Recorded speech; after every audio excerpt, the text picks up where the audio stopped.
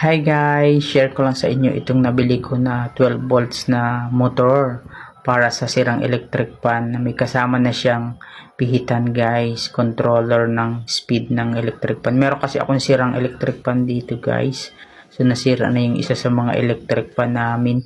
So gagawin natin to guys. So kakalasin lang natin yung kanyang pinakang motor.